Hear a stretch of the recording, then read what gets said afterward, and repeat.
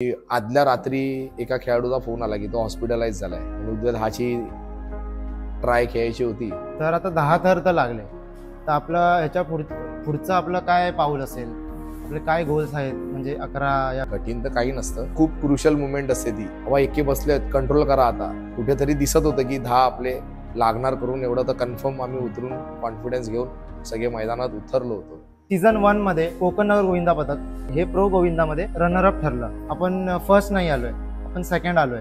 तर म्हणजे ती एक निराशा होती की तुम्ही खुश होतात?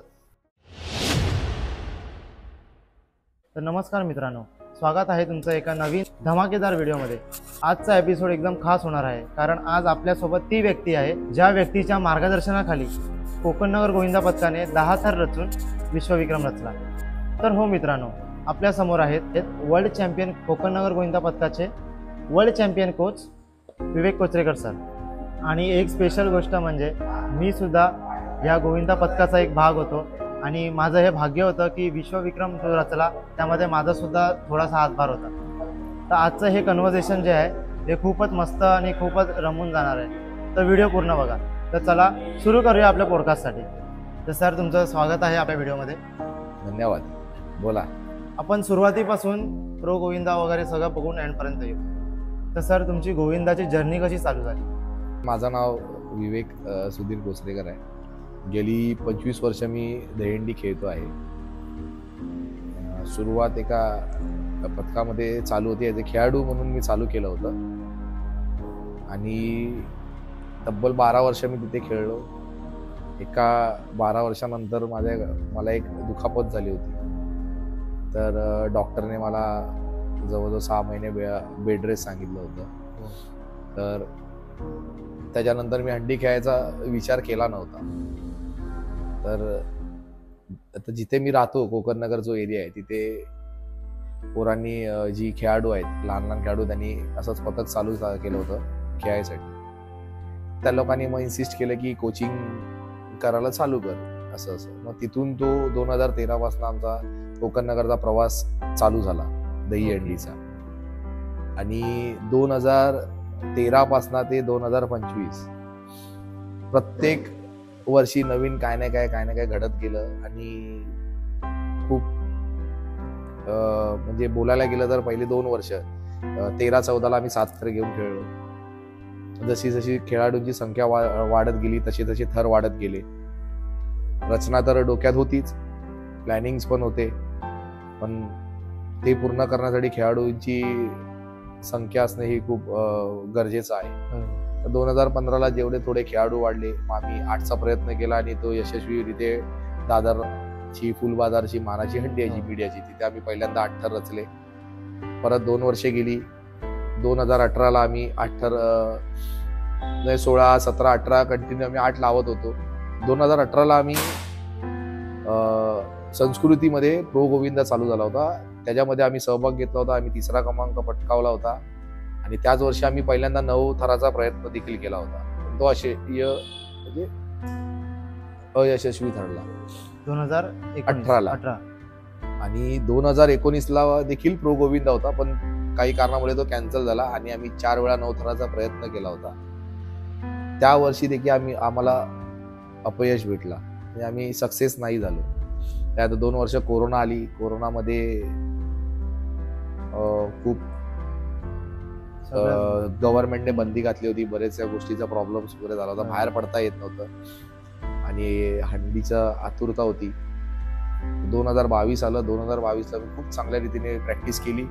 त्या वर्षी देखील प्रो गोविंदा होता संस्कृती हंडीमध्ये, तिकडे आम्ही 2रा क्रमांक पण पटकावला आणि 2 वेळा 9 थर देखील रचले. आणि पहिल्यांदा जे 9 थर रचले 2022ला मनसेची हंडी अविनाशदादाची 9 पाड्याची तिथे, आणि विश्वविक्रमाची बरोबरी केली आणि 4थं मंडळ ठरलं की जे 9 थरामध्ये 9 थर रचणार. ओके, खूपच मस्त सुरुवात झाली. माझा दुसरा प्रश्न असा आहे, तुम्हाला कोच बनण्याचं इन्स्पिरेशन कसं आलं? कोच बनण्याचं इन्स्पिरेशन तर नाही बनावं, पण हंडीची आवडी पहिल्यापासूनच होती. तर मी बोललो की मला काही प्रॉब्लेममुळे जे खेळाडू होते कोकणनगरचे, त्यांनी जे पथक चालू केलं होतं त्या टायमाला, तर त्यांनी थोडं सांगितलं की ठीक आहे, तुझ्याकडे नॉलेज आहे, गायडन्स आहे, एवढे वर्ष खेळतोयस, तर तू आम्हाला कोचिंग कर. तर तिथून कोचिंगचा प्रवास चालू झाला. सुरू झालं. ओके. तर सुरुवातीला जेव्हा पथक तयार झालं हो. तेव्हा तुम्हाला काय स्ट्रगल्स आले, म्हणजे पोरांना जमवण्यासाठी वगैरे असे काय स्ट्रगल्स तुम्हाला करावे लागले? स्ट्रगल्स तर खूप सगळ्यांनाच फेस करावं लागतात. एक आता जसं आम्ही ज्या आता 2025 पर्यंत आम्ही जे पोहोचलो आहे, जो प्रवास आहे आमचा 2025 पर्यंत, स्ट्रगल तर जो स्ट्रगल सुरुवातीला होता तो स्ट्रगल बहुतेक सगळ्याच पथकांना फेस करावा लागतो. की जेवढं लहान पथक असतं तर त्यांच्याकडे कोण जास्त लक्ष देत नाही. आयोजक असून दे की स्पॉन्सरच असून दे किंवा ते मंडळ चालवणं इतकं कठीण होतं की सांगता येत नाहीत. काही मंडळ जे खूप नाव कमवून पण झालेत, पण सध्या आपलं संस्कृती जपण्यासाठी ते लोक ते मंडळ चालवतात. मंडळ टिकवणं पण तितकंच महत्वाचं आहे, आपलं संस्कृती जपणं पण तितकंच महत्वाची आहे. यश अपयश हे तर आयुष्याचा भाग आहे. यावेळी सक्सेस भेटेल, नाही भेटेल, यावेळी जितू हारू हे तर सगळं होतच राहणार आहे लाईफमध्ये. पण त्या सगळ्या गोष्टी आपल्याला घेऊनच पुढे चालायचं. 2023 मध्ये प्रो गोविंदा जो मातीवर आम्ही खेळत होतो 2022 पर्यंत, तो पूर्वेश दादा सरनाईक आणि प्रतापजी सरनाईक यांच्या मेहनतीने प्रो गोविंदा जो मातीवर खेळतो संस्कृती हंडीमध्ये, तोच प्रो गोविंदा आम्हाला मॅटवर खेळायला भेटला 2023 पासून. त्याच्यामध्ये खूप मेहनत घेतली गेली आणि खेळाडूंना एक चांगला प्लॅटफॉर्म तयार करून दिला गोविंदांना की तो मॅटवर आणि टीव्हीवर दिसण्यात आले. तर जे दृष्टिकोन गोविंदाचा एक वेगळा दृष्टिकोनच बदलला बघण्याचा, की जसे आई वडील जसे पाठवायचे नाहीत, हे आहे तसं काही ना काही कारण सांगायची किंवा, पण जेव्हा तो मॅटवर गेला, टीव्हीवर गेला, वेगळा स्वरूप भेटला, तर घरातून पण परमिशन्स वगैरे भेटायला लागल्या बरेच जणांना. म्हणजे एक वेगळाच दृष्टिकोन झाला हंडीकडे बघण्याचा. एक प्रकारे तो स्पोर्ट्समध्ये कन्वर्ट झाला. दुसऱ्या ठिकाणी आपली संस्कृती पण आहे, ती पण जपायची आपल्याला. या दोन्ही घेऊन चालायचे. तर 2023 ला आम्ही प्रो गोविंदा पण खेळलो. त्याच्यामध्ये आम्ही फर्स्ट रनरअप आलो.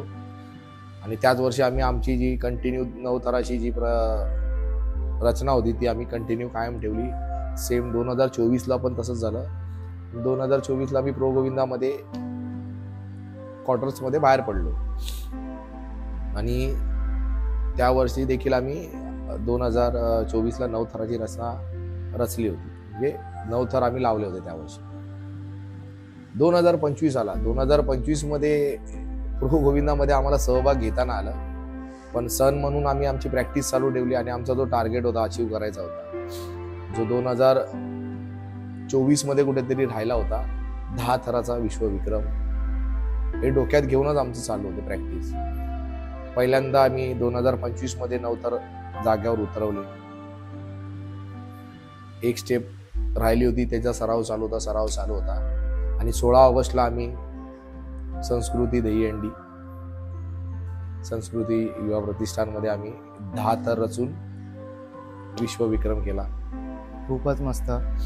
तर सर जसे बोलले की 2025 मध्ये पहिल्यांदा भारतामध्ये पूर्ण वर्ल्डमध्ये ह्युमन पिरामिड म्हणजे 10 थर हे लावून हा विश्वविक्रम कोकण नगर गोविंदा पथकाने केला. तर आपण यांचा खूप आभार करतो. तर आपण आता त्यांच्या 10 थराच्या जी ट्रेनिंग वगैरे असते त्यावरती आपण जाऊ. तर सर मला तुम्ही एक सांगा की 10 थराची ट्रेनिंग कशी चालू झाली आणि त्याच्यामध्ये डिसिप्लिन वगैरे तुम्ही सगळं कसं मेंटेन केलं? 10 थराची रचना बोलायला गेलो तर कधी पण आपण आपला जो एक टार्गेट पकडून चालतो, म्हणजे हंडीमध्ये पकडून चाला की गेल्या वर्षी आपण 6 थर लावले तर आपल्याला 7 थरावर जायचं आहे, 7 लावले तर 7 वरनं 8 वर जायचंय, 8 वरनं 9 वर जायचंय. प्रत्येकाला प्रगती करायची, एक थर वाढवायचा आहे. पण तो एक थर वाढवायसाठी अनेक वर्ष जातात की सक्सेस हा लगेच भेटत नाही. एक थर वाढवायचं म्हटलं की पूर्ण थराची रचना बदलावी लागते. एक थर वाढायचा मतलब कशा पद्धतीने प्रॅक्टिस झाली पाहिजे आणि कशी प्रॅक्टिस करावी हे भरपूर महत्वाचं आहे. त्याच्यामध्ये टेक्निक्स कुठच्या प्रकारच्या वापरल्या जाणार. आपण जो 7 वरनं जर आपल्याला 8 वर जायचं आहे तर त्याच्यामधले फॉर्मेशन्स कसे लावायचे, काय फॉर्मेशन्स चेंजेस करायला लागणार, अशा बऱ्याचशा गोष्टीचा अभ्यास करावा लागतो. आणि हे सगळं जेव्हा शक्य होतं तेव्हाच तुम्ही चांगल्या रीतीने थर लावू शकता. तर 10 थराची ट्रेनिंग करताना तुम्हाला सर्वात मोठा कठीण असा मोमेंट काय होता की जो होत नाहीये, आपण प्रयत्न करतोय पण होत नाहीये, असं काय एक मोमेंट होता? की मुवमेंट म्हणायला गेलं तर खेळाडूंची संख्या. आता 10 थर म्हणजे हा वर्ल्ड रेकॉर्ड किंवा भारतासाठी पहिल्यांदा 10 थर रचायचा जो प्रयत्न चालू आहे तो इतका कठीण होता की कारण खेळाडूंची संख्या बरीच लागते त्याला आणि ती कुठेतरी आमच्याकडे कमतरता होती. तर जर प्रॅक्टिस करताना जर ती ट्राय मोठी पडली गेली, आता ट्राय कशी पडू शकते, चुकीमुळे पाय घसरून चिखल पाऊस आपण त्याच्यामध्येच प्रॅक्टिस करतो, तर पडली त्याच्यामध्ये जर महत्वाचे खेळाडू इंजर्ड झाले मग त्यांचे रिप्लेस नव्हते, कधी कधी कोणाला ऑफिशियल प्रॉब्लेम, जॉबचे प्रॉब्लेम, असे बरेच प्रॉब्लेम त्यांचे खेळाडू प्रॅक्टिसला पोहोचू शकत नव्हते, मग ते प्रॅक्टिस व्हायची नाही. असे भरपूर दिवस आम्हाला त्याच्यामध्ये वाया गेले आमचे भरपूर दिवस. मग शेवटच्या टप्प्यामध्ये पोहोचलो, खेळाडूंना तयार करण्यात आलं. ज्या प्रकारे आपण बोलायला गेलो तर जे डमी आपण म्हणजे प्रॅक्टिसला बोलतो की हा बाबा चल ह्याच्या जागेवर थोडा तू डमी म्हणून उभा राहा, तसे डमी खेळाडूंना तयार करून करून प्रॅक्टिस केली गेली होती. आणि शेवटच्या दिवशी देखील तसाच प्रॉब्लेम झाला की खेळाडूंची संख्या म्हणजे कमी होती आणि आदल्या रात्री एका खेळाडूचा फोन आला की तो हॉस्पिटलाइज झालाय मलेरियामुळे. आणि हे खूप चॅलेंजिंग निघालं. आदल्या रात्री वाजता डोक्यामध्ये टेन्शन होतं की आता करायचं काय, आणि महत्वाचा खेळाडू होता तो आणि उद्या 10ची ट्राय खेळायची होती. मग जे डमी खेळाडू होते त्यांना जे प्रॅक्टिसमध्ये सराव दिला होता किंवा घासले होते, तर त्याच्या जागेवर एक डमी खेळाडू ठेवून आम्ही ती 10ची ट्राय सक्सेस केली होती आणि म्हणजे विश्वविक्रम केला होता. हे खूप म्हणजे असे छोटे छोटे भरपूर मुवमेंट्स आहेत त्याच्यामध्ये. असं नाही की कुठचीच गोष्ट इम्पॉसिबल आहे. प्रत्येक पथकाला मी तेच सांगतो की शक्य असं प्रत्येक खेळाडू महत्वाचा आहे. जर त्याने स्वतःची ताकद पॉवर समजलं ना किंवा बरोबर त्याचा उपयोग करून घेतला तर नक्की यशस्वी व्हाल तुम्ही. उदाहरण मी माझं सांगितलं आता जेच आहे की बहुतेक तरी एकदम कमी संख्येमध्ये ते 10 थर लावलेले आहेत. तो शेवटच्या दिवशी दिसतोय क्राऊड, पण प्रॅक्टिसला बघितला तर जमीन पूर्ण खाली असायची, पकडायला एक खेळाडू जरी नसायचा आमच्याकडे. असे बरेचसे स्ट्रगल आहेत त्या 10 थरामध्ये. आणि मी असं ऐकलं की जेव्हा 10 थर लागले तेव्हा थरामधून तुमचा पण आवाज आला. हो, ते काय आता मी देखील कोच पण आहे आणि मी स्वतः खेळाडू सुद्धा आहे. मी थरामध्ये खेळत होतो त्या 10च्या प्रयत्नाला. तर नेहमीप्रमाणे जसा प्रॅक्टिसला पोरांचा जोश वाढवत असतो तसा त्या ट्रायमध्ये देखील मी जोश वाढवत होतो. कारण तो मुवमेंट असा होता की once in a life moment होता की तो आता जितके खेळाडू आहेत ते मरेपर्यंत हे विसरणार नाहीत की आम्ही 10 थर लावलेत आणि माझ्या खांद्यावर लागलेले आहेत ते 10 थर. भले तो कुठच्याही प्लेसला उभा होता, तो मरेपर्यंत ते विसरणार नाही ही गोष्ट की 10 थर. अजून पण असं वाटतं की 10 थर लागलेत. कधी कधी असं वाटतं की अरे बाबा लागलेत, हा काय एकदम याच्यामध्येच असो ब्लँक होऊन जातो आम्ही अजून. पण तो तुम्ही आवाज दिलेला, हा 2 आवाज दिले आणि तो एक जो आवाज आहे की एक्के बसले आहेत, हा आवाज व्हिडिओमध्ये सगळ्यांच्या व्हिडिओमध्ये आलाय. हो, आणि हा आवाज खूप फेमस झालाय. तो आवाज दिला कारण मुमेंट खूप क्रुशल मुमेंट असते ती, जेव्हा बरोबर. एक्के बसतात तर खेळाडूंचं लक्ष तिकडे केंद्रित झालं पाहिजे. हा बाबा एक्के बसले आहेत, तर एक्के बसल्यानंतर त्यांना माहिती असते की आता आपल्याला एक्के उठायला एवढा सेकंड लागणार किंवा एवढे वेळ लागेल, 1 मिनिट लागेल, 30 सेकंड 40 सेकंड जे का लागेल. मग तो फोकस सगळा तिकडे केंद्रित होतो लगेच खेळाडूंचा. बाबा एक्के बसले, कंट्रोल करा, आता रिंग प्रॉपर पकडून राहा, अशा बऱ्याचशा बरोबर. गोष्टी माइंड आणि काही कॉन्सन्ट्रेशन सेकंदांचा खेळ खेळ असतो तो. त्याच्यामध्ये 2-3 सेकंड पण खूप लाईफ चेंज करते. बरोबर. आणि ते त्या दिवशी तेच झालं की 10 तर सक्सेस झाले. आणि दुसरा आवाज असा होता की जसे थर उभे राहिले, सरांना कळलं, सर ओरडले की लागले. मी ओरड, हा, ओरडला. मला ना आठवत. आणि माझ्या बाजूला होता, मला माहिती आहे ना. तो एक ॲड्रेलिन रश असतो जो सरांना पण म्हणजे लक्षात नसेल, पण सरांच्या बाजूला मी होतो, तर मला आठवत आहे तो मुमेंट आणि जी खुशी होती सरांच्या चेहऱ्यावरती 10 तर लागल्यानंतर. इथं तुम्ही आता पण बघू शकता. तर सर, ज्या दिवशी आपल्याला 10 थर लावायचे होते दहीहंडीच्या दिवशी, तर त्या दिवशी सकाळपासून तुमच्या मनामध्ये काय चालू होतं? तयारी तर आमची 10 थराची चांगलीच झाली होती यावेळी, की खेळाडू आणि मी, जे खेळाडू आहेत त्यांना देखील माहिती आहे की आपली तयारी चांगल्या पद्धतीने आपण सराव केलाय, चांगली तयारी झाली होती. बरोबर. आणि ॲज ए कोच मला देखील माहिती होते की ज्या पद्धतीने थराची रचना होते, थर लागतायत, ज्या रिंग बसतायत त्या सगळ्या प्रॉपर बसत होत्या. तर कुठेतरी दिसत होतं की 10 आपले लागणार करून, एवढं तर कन्फर्म आम्ही उतरून कॉन्फिडन्स घेऊन सगळे मैदानात उतरलो होतो. आणि त्याच कॉन्फिडन्समध्ये सगळ्या खेळाडूंनी जोशमध्ये उभे राहून आपले स्वप्न पूर्ण केलं. तर सर, इतकं वर्ष आपलं मंडळ चालतंय, तर एव्हरी इयर म्हणजे जेव्हा थर पडतात तेव्हा कोणाला ना कोणाला इंजरीज होतात.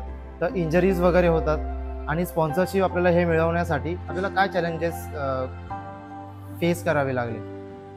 चॅलेंजेस, अप्स अँड डाऊन्स खूप येतात. इंजरीज तर होणारच आहेत. खेळच तसा आहे की इंजरीज होण्याचे चान्सेस आहेत, पण ते कसे कमी करावेत आणि इंजरीज नाही झाल्या पाहिजे त्याच्यासाठी तुम्ही किती प्रकारचे प्रिकॉशन्स घेतात आणि कशा प्रकारची प्रॅक्टिस करतायत, हे सगळं त्याच्यावर अवलंबून आहे. सध्याच्या महत्त्वाच्या घडीला बघायला गेलं तर हार्नेस, जो टॉपरला हार्नेस लागतो, तो खाली मॅट्स येतात, ते एक प्रकारचं प्रिकॉशन्स झालं. हे 2 इन्शुरन्स खूप महत्त्वाचे आहेत. आणि तिसरं जे आहे, जे मी किंवा आमचं मंडळ जे मोस्ट ऑफ तेच यूज करतं, सेफ प्रॅक्टिस. जेव्हा थराची रचना चालू होते तेव्हा असं नाहीये की तो जी रचना चालू झाली ती परफेक्टच बसणार आहे. बरोबर. कुठे ना कुठे थोडासा प्रॉब्लेम क्रिएट होणार किंवा काय होणार, पण तो जर प्रॉब्लेम क्रिएट होत असेल तर तिथून ती रचना थांबवावी आणि ते थर उतरवावे की जेणेकरून इंजरीज वाचतील. जबरदस्ती जर थर लावत गेलो तर इंजरीज होणार. पण ते थर आपण का उतरवले आणि कुठे चुकी झाली किंवा कुठे काय प्रॉब्लेम क्रिएट झालेला, तो फाइंड आउट करा, तो सुधरवा, परत ट्राय खेळत राहा. तीच टेक्निक आपण म्हणजे कोकण नगर गोविंदा पद्धत तेच टेक्निक वापरून एवढी वर्ष खेळते. जिथे चूक भेटली ती फाइंड आउट करा, ती सुधरवा आणि परत रचा. 100 वेळा ट्राय फेल गेली तरी चालेल, पण 100 वेळा एक पण खेळाडू इंजर्ड नाही होणार, हे डोक्यात लक्षात ठेवा. पण 101 जी ट्राय खेळणार ती ट्राय सक्सेस होणार आणि सगळे खेळाडू सुखरूप राहणार. तर सर, दहीहंडीच्या दिवशी तुम्हाला कधीतरी असं वाटलं का, म्हणजे काही एका क्षणासाठी तरी, की हा आपला रेकॉर्ड होणार नाही, की थोडं डगमगेल या समथिंग? हो, 16 ऑगस्ट 2025 आम्ही पहिलेच सकाळी सकाळी संस्कृतीच्या हंडीखाली गेलो होतो आणि जाग्यावर आम्ही 8 वेळा 9 थर उतरवले होते आणि तिथे पहिलीच ट्राय आम्ही 9 थराची आमची पडली. तर कुठेतरी असं मनामध्ये वाटलं की अरे बापरे, असं कसं झालं. पण परत सगळ्या पोरांचा खेळाडूंचा कॉन्फिडन्स वाढवला आणि 5 मिनिटाच्या फरकामध्ये आम्ही परत 9 थर रचून चांगल्या रीतीने आम्ही उतरवले. तिथे परत आमचा कॉन्फिडन्स डबल झाला की आपले 9 उतरले. तोच कॉन्फिडन्स घेऊन आम्ही 10ची ट्राय खेळलो आणि आमचा 10 तर सक्सेस झाला. तर आता आपण वळूया प्रो गोविंदाकडे. तर आपण सीझन 1 पासून सीझन 3 पर्यंत असं एक एक करून जायचं. तर सर, सीझन 1 मध्ये कोकण नगर गोविंदा पदक हे प्रो गोविंदामध्ये रनरअप ठरलं. तर त्या दिवसाचा तो मोमेंट कसा होता? म्हणजे तुम्हाला असं वाटत होतं का की आपण रनरअप आलोय, आपण फर्स्ट नाही आलोय, आपण सेकंड आलोय? तर म्हणजे ती एक निराशा होती की तुम्ही खुश होतात? प्रॅक्टिस पण खूप चांगली झाली होती आणि जिंकू किंवा हारू हे घेऊन तर मैदानात आम्ही उतरलो नव्हतो, पण आपला स्वतःचा परफॉर्मन्स बेस्ट द्यायचा ह्या हिशोबाने आम्ही मैदानात उतरलो होतो आणि सगळ्या खेळाडूंनी चांगला आपला बेस्ट परफॉर्मन्स दिला होता सीझन 1 ला आणि आम्ही फर्स्ट रनरअप म्हणून आम्हाला पारितोषिक भेटलं होतं. खूप खुश होते सगळे. पहिला सीझन होता तर टीम्स पण चॅलेंजिंग होत्या बरेच आणि त्या सगळ्या टीम्स बरोबर चॅलेंज फेस करत आम्ही फर्स्ट राऊंड आलो.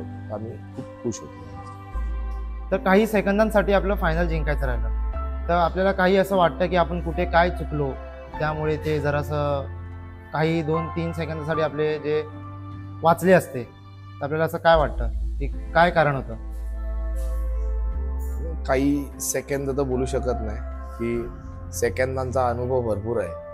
2019 ला 9 थराचा 2-3 सेकंदासाठी आमचे 9 थर तुटले होते. असे बरेच सेकंडचे खेळ आहेत. त्यात एक प्रोचं पण सीझन 1 मध्ये आमचं तेच झालेलं की 2 सेकंडसाठी आम्ही सेकंड नंबरवर आलो होतो. तो तर पार्ट ऑफ द गेम आहे. तर माझं म्हणणं सारखं तेच असेल की प्राईज किंवा पहिलं दुसरं हे सगळं विसरून जेव्हा जेव्हा तुम्ही ट्राय खेळत असाल किंवा हंडी खेळत असाल किंवा गोविंदा खेळत असाल तर आपला बेस्ट देण्याचा प्रयत्न करा. रिझल्ट जो काय येईल तो तर घेऊनच जायचं आपल्याला पुढे, पण आपला बेस्ट दिलात तरच तुम्ही सक्सेस होणार. बरोबर. तर आपण सीझन 1 मध्ये रनरअप होतो. तर आपण रनरअप झाल्यानंतर जी मोठ्या थरांची प्रॅक्टिस होते त्यामध्ये काही फरक पडला का? म्हणजे डिसिप्लिनमध्ये की समथिंग एल्स? प्रॅक्टिस तर मोठ्या थरांची पण प्रॅक्टिस चालू होती आणि प्रोची पण प्रॅक्टिस चालू होती. एवढा तर काही फरक पडला नाही, पण एक आहे की थोडंसं प्रोमुळे थोडंसं चेंजेस झाले. बॉडी लँग्वेज बोलावं किंवा पोरांची मेंटॅलिटी बोलावं की थोडं एक प्रोफेशनलिझम्सकडे वळत गेली आता. तर आपण पुढे जाऊया आता सीझन 2 वरती. तर सीझन 2 मध्ये कोकण नगर गोविंदा पथक हे क्वार्टर फायनल पर्यंत पोहोचलं आणि तिथून डिस्क्वालिफिकेशन झालं. म्हणजे नक्की नेमकं झालं काय? काय तयारी पण चांगली झाली होती, पण शेवटी बोलतो ना की आपलं बेस्ट द्यायचं आहे. बेस्ट देताना थोडेसे थराची रचना करताना थोडंसं पाय वगैरे घसरला आणि आमचे थर कोसळले. तर it's part of the game. ते घेऊन आम्हाला चालायचंच होतं. ठीक आहे, काय एवढं काय आम्हाला थोडंसं नाराज तर झालो आम्ही की कशी चूक झाली काय झाली, पण तो खेळामध्ये चुका होणारच आहे जर आपण खेळलो तर. ते घेऊन आम्ही पुढच्या वाटचालीस आम्ही म्हणजे आमचा जो मेन टार्गेट होता त्याच्यावर फोकस करायला लागलो. डिस्क्वालिफिकेशन नंतर मुलं पण सगळी उदास झाली होती. तर त्यांचं तुम्ही मोरल कसं मेंटेन केलं? म्हणजे त्यांना मोटिवेट कसं केलं? कसं आहे की जर एकच गोष्ट पकडून राहिलो त्यांना मी तेच बोललो की जर आता तो प्रो गोविंदाचा संपला, तीच गोष्ट आता पकडून राहिला तर पुढचा येणारा गोकुळ अष्टमीचा सण आहे तो देखील आपला वेस्ट होणार. तर त्याची तयारी पण चालू होती आणि त्याची तयारी पण बऱ्याचपैकी आमची चांगली झाली होती. बोला झालं गेलं विसरा, नेक्स्ट इयर बरंच चान्स भेटणार. आणि प्रो गोविंदा असं नाही की एकच वर्ष येणार आहे की 10 वर्षांनी एकदा येणार आहे. प्रत्येक सीझनला प्रो गोविंदा येणार आहे. 1 वर्ष नाही तर दुसरं वर्ष नाही तर तिसरं वर्ष, जोपर्यंत आपण जिंकत नाही तोपर्यंत आपल्याला प्रयत्न करत राहायचा आहे. जिंकणार तर एकच आहे. सध्याप्रमाणे जर 16चा फॉर्मॅट आहे तर 16 टीम खेळणार तर 16च्या 16 तर जिंकणार, एकच टीम जिंकणार. तर बाकीच्या 15 टीमला तर हारायचंच आहे ना. तेच पकडून डोक्यात चालायचं की आपला बेस्ट द्यायचा प्रयत्न करायचा, जिंकू हरू ती पुढची गोष्ट. तरी खूपच चांगली मेंटॅलिटी आहे आणि सर पण खूप चांगले मोटिवेट करतात सगळ्यांना. तर आपण आता पुढे वळूया सीझन 3 वरती. तर सीझन 3 मध्ये टीमची नोंदणी ही उशिरा झाली, म्हणजे असं का झालं, काही कारण? ह्यावेळी त्या लोक प्रो गोविंदाचं सिलेक्शन बेसिस असं ठेवलं होतं की पहिले 32 संघ जे रजिस्ट्रेशन करतील त्यांना पहिली संधी दिली जाईल. तर बराच गोविंदा पथकांनी त्याच्यामध्ये रजिस्ट्रेशन केलं होतं आणि ती रजिस्ट्रेशन प्रक्रिया ऑनलाईन होती. तर ऑनलाईनमध्ये असं होतं की आमचं रजिस्ट्रेशन लेट झालं की आम्हाला पण माहिती नाही की टेक्निकल इश्यूज काय झाले की काय झाले. पण फॉर्म आम्ही देखील भरला होता. पण आता काही गोष्टी आमच्या हातात नसतात. जे काय झालं ते डिसिजन घेऊन आम्ही पुढच्या वाटचालीला लागलो. आम्ही काय एवढा त्याच्यावर फोकस नाही केला, तो विषय तिकडे स्टॉप केला. जर संधी भेटली तर खेळणार होतो, नाही भेटली तर गप्प बसलो आणि काय ऑप्शन पण नव्हतं. तर आपली ती सीझन 3ची ही अपॉर्च्युनिटी ही थोडी मिस झाली. तर आपल्या डोक्यामध्ये असं काही होतं का की जे शेवटच्या दिवसापर्यंत अजून आपण काहीतरी मोठं करू शकतो? प्रो गोविंदाची तर आम्ही वाट बघत होतो, कारण गेल्या 2023ला आम्ही क्वार्टर फायनललाच बाहेर पडलो होतो आणि सराव तर आम्ही तेव्हा पण चांगला केला होता आणि करतोच आहे. तर सिलेक्शन 32 संघांमध्ये आमचं सिलेक्शन नाही झालं, त्याच्यासाठी आम्हाला खूप म्हणजे वाईट वाटलं होतं. बरेचसे खेळाडू नाराज होते, मी देखील नाराज होतो की संधी भेटली नाही. पण शेवटी काय आहे की नाही भेटलं तरी काही गोष्टी सोडून आपल्याला पुढे जायचं आहे. पोरांना ते जे खेळाडू वगैरे होते त्यांना मी तेच सांगितलं की ठीक आहे, नाही झालं, आपला जो गेल्या वर्षीचा जो टार्गेट अपूर्ण राहिला होता तो आपल्याला पूर्ण करायचा, आपण त्याच्या मागे पडूया. आणि प्रो गोविंदा कुठेतरी आम्ही ते डोक्यातून काढून आम्ही आमच्या मेन टार्गेटकडे मागे लागलो आणि त्याचा तर रिझल्ट आता पूर्ण भारत बघतोय, बलके बोलायला गेलं तर पूर्ण जग बघतोय आहे की आम्ही 10 तर रचून आम्हाला विश्वविक्रम केलाय तो. हो, ते तर आहेच. प्रो गोविंदा लीग मध्ये आपल्याला कन्सिस्टंट सक्सेस मिळण्यासाठी नक्की काय करायला लागेल? पहिला तर जो मंत्र आहे तो practice practice practice practice practice practice practice हा एकच मंत्र आहे जो सक्सेसकडे नेणार. दुसरी गोष्ट, प्रो गोविंदामध्ये नियम अटी वगैरे आहेत त्या सगळ्या आपल्याला घेऊन चालायचे, ती कशा पद्धतीने थर रचायचे आहेत, कुठच्या फॉर्मेशन्स मध्ये रचायचे, या सगळ्या गोष्टींचा अभ्यास करायचा आहे आपल्याला. आणि त्याचप्रमाणे रिक्वायरमेंट प्रमाणे आपली प्रॅक्टिस देखील करायची. नेक्स्ट सीझन साठी कोकण नगर गोविंदा पथकाकडून ऑडियन्स काय एक्सपेक्ट करू शकते? की 2026ला आता वाट बघतोय आम्ही की आम्हाला प्रो गोविंदामध्ये चान्स भेटतोय की नाही. ते तर आता सगळं डिपेंड्स आहे की काय नवीन रूल्स काढतायत की काय परत नवीन टीम्स घेणार आहेत की नाही, वाट बघू आम्ही. चान्स भेटला तर नक्की त्याचं सोनं करू. तर पथकामधील मुलांचं बॉन्डिंग कसं आहे? बॉन्डिंग खूप चांगलं आहे. सगळे खेळाडू एक दुसऱ्याला खूप चांगल्या पद्धतीने सांभाळून घेतात आणि प्रॅक्टिसच्या वेळेस पण ती लोक जेव्हा थर रचत असू किंवा थरामध्ये जेव्हा उभे असतात तेव्हा एकमेकांना सांभाळतात, एकमेकांचे होप्स वाढवतात. कोणाकडनं काय चुकी होत असेल तर एकमेकांना स्वतः पण समजवतात ती लोक, असं नाही तसं राहायचंय, असं राहायचंय, हे बऱ्याचशा गोष्टी. मला वाटतं का की गोविंदा हा महाराष्ट्रातील सर्वाधिक टीम स्पोर्ट आहे? गोविंदा आपला जो सण आपण जो खेळतोय तो हा महाराष्ट्रामध्येच खूप जास्त प्रमाणात खेळला जातो. महाराष्ट्राच्या बाहेर हा क्वचित किंवा जी थराची रचना इतक्या जास्त प्रमाणात होत नाहीये. तर प्रो गोविंदाच्या माध्यमातून हा आपल्या भारतामध्ये आणि जगभरामध्ये पोहोचवण्याचा प्रयत्न चालू आहे. बघू भविष्यात जर हे सक्सेस झालं तर. आपल्या पथकातील कोणता असा गोविंद आहे जो तुम्हाला असा वाटतो की फ्युचर स्टार होईल? बरेच खेळाडू आहेत जे चांगले खेळाडू आहेत की ते भविष्यामध्ये जर त्यांना चांगला स्कोप भेटला तर ते चांगलं प्रदर्शन देखील करतील. बरेच खेळाडू आहेत. तर वर्ल्ड रेकॉर्ड केल्यानंतर पथकाला काय रेकॉग्निशन मिळालं? रेकॉग्निशन म्हणजे विश्वविक्रम केल्यानंतर पथकाला कोणती मान्यता भेटली किंवा कोणाकडून काही पुरस्कार, सरकारकडून काही पुरस्कार या फिर स्पॉन्सरशिप वगैरे या इतर काही? अजून तरी असं काही घडलेलं नाहीये.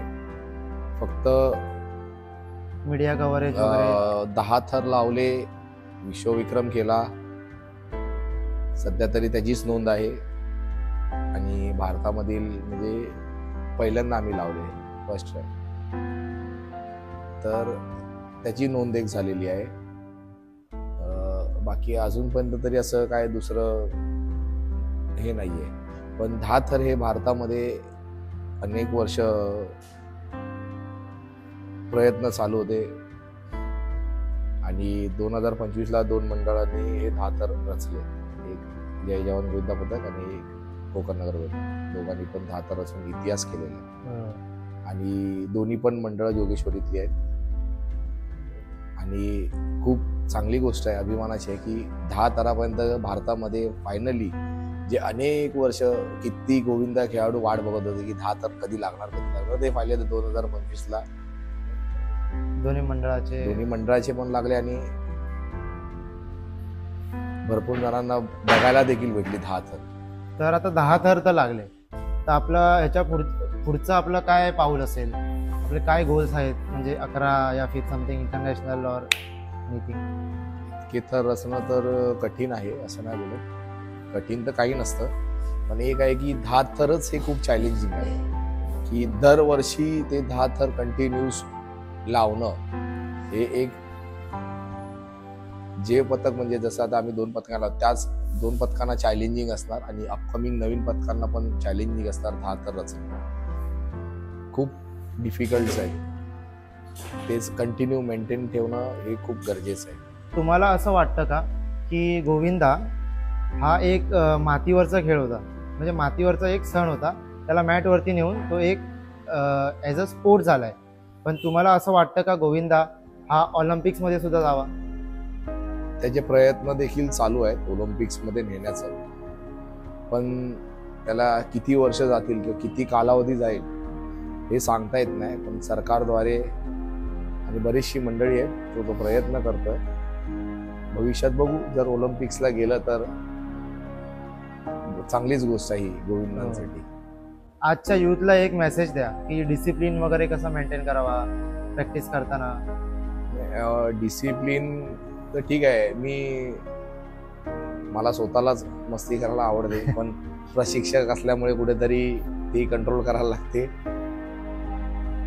राहिला प्रश्न डिसिप्लिन वगैरे असं काय नसतं की जी प्रॅक्टिस जी चालू आहे, तर जे प्रशिक्षक आहेत किंवा जे जेव्हा तुम्हाला गाईड करतात किंवा जेव्हा ते ट्रेनिंग देत असतात किंवा प्रॅक्टिस घेत असतात, तेव्हा त्यांचे जे मेसेजेस आहेत किंवा ते जे तुम्हाला जे सांगत असतात त्या गोष्टीकडे बारकाईने लक्ष द्यायचा प्रयत्न करा. कारण त्या माणसाला तुम्ही निवडून दिलात आहे ट्रेनिंग देण्यासाठी, तर तुम्ही काहीतरी त्याला विचार केला असणार ना की बाबा हा ह्याच्याकडे एक्सपिरियन्स आहे, तो काहीतरी आपल्याला गाईड करतोय. तर जेव्हा तो माणूस तुम्हाला गाईड करतोय तर त्या छोट्या छोट्या गोष्टी ऐकणं खूप गरजेचं असतं, महत्वाचं असतं. आणि प्रॅक्टिस युथ पिढीला हेच सांगेन की नवीन जी पिढी आहे त्यांनी जास्त संख्येने हा सणामध्ये भाग घ्या, कारण हा सण एक स्पोर्ट्स प्रमाणे पण खेळायचा आहे आणि आपली एक संस्कृती आहे ती पण जपायची आहे आणि ती टिकवायची आहे. इम्पॉसिबल वाटणाऱ्या ह्या गोष्टी पॉसिबल करण्यासाठी तुमच्याकडे काही मंत्र आहे का? एकच मंत्र आहे, अरे बोलू दे ना. इम्पॉसिबलला ब्रेक करा, त्याच्यामध्येच दिलेलं आहे आय एम पॉसिबल. जर तुम्हाला चान्स मिळाला की 10 थरचा जो वर्ल्ड रेकॉर्ड झालेला तो दिवस जर तुम्हाला पूर्ण जगायला भेटेल, पुन्हा एकदा जगायला भेटेल, तर तुम्ही कसं जगाल? परत 10 थर रचून परत तो दिवस जगेल. चला सर, आता एक धमाका राऊंड करूया, रॅपिड फायर. तुम्हाला थिंकिंग नाही करायची आहे, एकदम विदिन अ सेकंड तुम्हाला उत्तर द्यायचं आहे. तर आपण सुरुवात करूया. कोकण नगर गोविंदा पथकाला डिस्क्राईब करा 3 शब्दात. Unity always win. सर्वात मस्त चिअर कोणता आहे तुम्हाला आवडणारा? देवांचे आवाज. तर आपल्या गोविंदा पथकामध्ये सर्वात नटखट गोविंदा कोण? आदित्य खांदारे. आदित्य खांदारे. तुम्ही जर गोविंदा पथकाचे कोच नसतात तर तुम्ही काय केलं, म्हणजे तुम्ही दुसरे काय असतात? ॲज ए प्लेअर खेळलो असतो. As a player. ओके. 10 थराचा वर्ल्ड रेकॉर्ड हे झाला, हे आपल्याला कळल्यावरती आपल्या मनामध्ये एक असा वर्ड काय आला? Finally dream complete. आपल्या पथकातील एकदम सर्वात ढोंगी खेळाडू कोण आहे? अमर हळदणकर. प्रॅक्टिसच्या टाइमला तुम्ही सर्वात जास्त काय मिस केलं? खेळाडूंची उपस्थिती. तर गोविंदा दहीहंडी हे तुमच्या लाईफमध्ये एक फेस्टिवल आहे की लाईफस्टाईल? हे पॅशन आहे, म्हणजे तेच सगळं आहे दहीहंडी. तर वा सर, खरंच खूप मस्त कन्व्हर्सेशन होती. मीही या कोकण नगर गोविंदा पथकाचा भाग होतो आणि सर जसे बोलले, जे इन्फॉर्मेशन दिली ते बघून मी सुद्धा आठवणींमध्ये रमून गेलो. तो स्ट्रगल, ती बॉन्डिंग आणि ती जिंकायची आग. सर, तुमच्या वर्ड्समुळे आताच्या नवीन यूथला इन्स्पिरेशन मिळेल आणि खूप मोटिवेशन मिळालंच असेल आता ही व्हिडिओ बघून. सर, तुम्हाला आणि पूर्ण कोकण नगर गोविंदा पथकाला 10 थर लावून विश्वविक्रम केल्याबद्दल खूप खूप अभिनंदन. धन्यवाद. तर आजचा हा व्हिडिओ इथे समाप्त करूया. तर मित्रांनो, आजचा एपिसोड जर तुम्हाला आवडला असेल तर नक्की लाईक करा, शेअर करा आणि चॅनलला सबस्क्राईब करायला विसरू नका. आणि आवडला असेल तर नक्की कमेंट करा. तर आपल्यासमोर होते वर्ल्ड चॅम्पियन कोकण नगर गोविंदा पथकाचे वर्ल्ड चॅम्पियन कोच विवेक कोचरेकर सर आणि मी, एक प्राऊड गोविंदा.